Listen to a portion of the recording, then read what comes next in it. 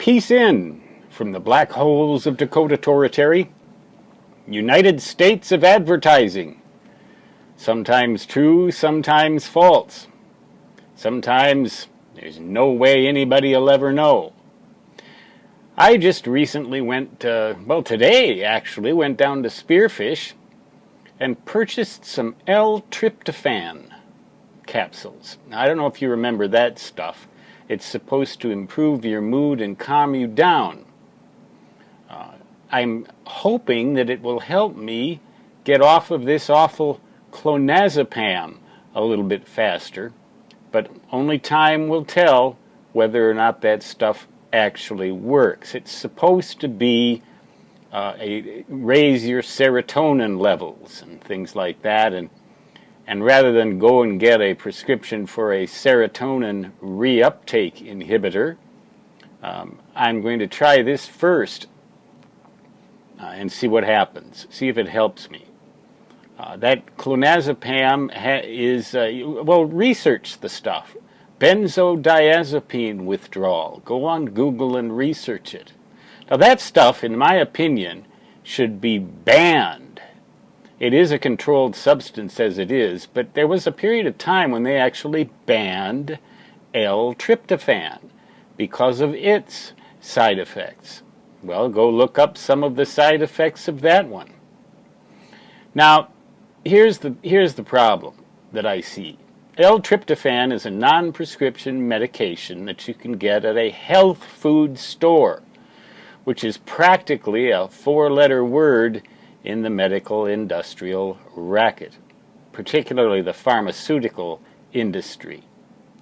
Because if people could get by without any of the pharmaceutical companies' products, the pharmaceutical companies would have a lot of trouble making a profit, and we might actually end up with less of the medications that we really do need, like the antibiotics that save our lives when we get pneumonia and things like that. Well, I began to think, how true and how biased are these lists of potential side effects for these various drugs and various herbs or other non-prescription things that you can get at a health food store. And I began to think that it's going to be biased no matter what you read on the internet anymore. It seems like even reputable sites can be very biased because their interest is to make money or to earn enough to continue to exist, and so they have to sponsor certain entities. A pharmaceutical side effect website will be financed largely by the pharmaceutical industry. A health food related or alternative medicine website, on the other hand, will be financed. Well, it'll be a lot harder to find financing for them. And the health food stores and people like that. And who pays the money pulls the strings as to the truth or falsity or biasedness of claims made. Do you get my drift?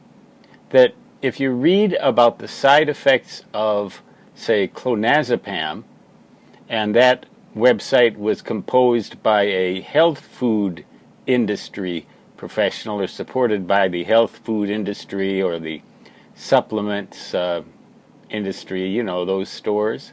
Good Earth Foods is the place I went, by the way, down. They've got some great bread down there. I mean, no pharmaceutical company is ever going to make bread like the kind you can get down there. But the problem is that I see it here in the United States is that money is too much of a motivator. Profit is too much of a motivator, and it's hurting the general population because they're not getting the true story.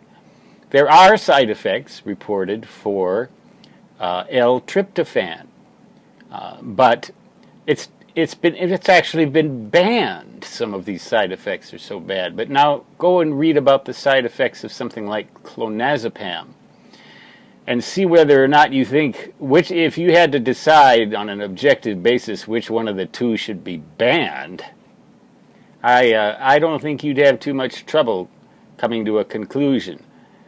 The problem that I see with the pharmaceutical products is that we are an over-medicated society, particularly with these powerful drugs like clonazepam. And if you don't think it's powerful, read about the withdrawal and the symptoms and the complications that can result from that. And I'm trying to wean myself off that right now, and let me tell you, I'm about ready to crawl out of my skin, besides being confused and rather depressed. And it's not a depression for any particular reason except a chemical reason. So I guess what I'm trying to tell you is that you got to beware of every claim you read having to do with any kind of herbal or pharmaceutical product, something that you're supposed to put into your body, usually your mouth, but not always. And you should beware of what you read, because what you read is going to be influenced by who paid for the people who provided you with that information. That's the sordid truth here in the United States of avarice, the United States of absurdity, the United States of amorality. Stan Gibilisco, signing off. I'm going to leave comments open so you can have at me if you feel like it. Just keep it on topic, all right? Until next time, peace out, and so long.